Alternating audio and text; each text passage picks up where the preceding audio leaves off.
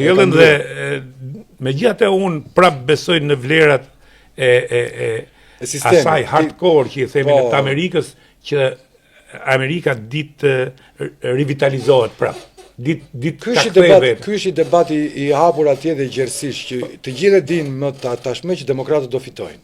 Pa. Edhe këtë desha të pyet. Mbrëm pull e Trumpit ka rënë në 33%. Do në nivelin më të ulët. Protestat po rriten në masë në gjithë Amerikën. Në nëndorë ne kemi zgjedhjet midterm, kështu që një fitore e Senatit dhe Kongresit e përmbys gjithë, por ajo çka ngren pyetje shumë analist, Trumpizmi. Jo, si po mundet, domethënë, se mirë një njeri edhe mund të luajë mendsh. Po janë institucionet, janë ato generalet që e majnë.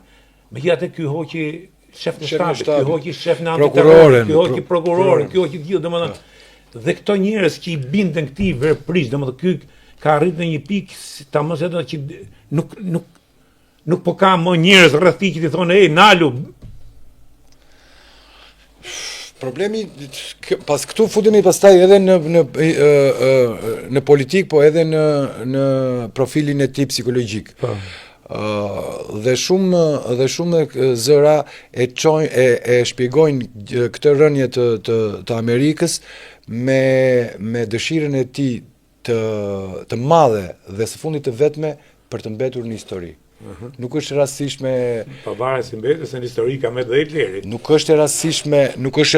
Shiko, ai e ka besuar që lufta në Iran nuk do zgjaste kaq shumë. Dhe me një 4 javor, cilë na i tha, po ja dhe 6, me goditjen e liderëve, leadershipit të Iranit, ai mendonte që dyndën histori si ndryshimi, ai që çliroi Iranin, që çoi demokracinë atje, pak a shumë të bënte një gjë si me Venezuelën.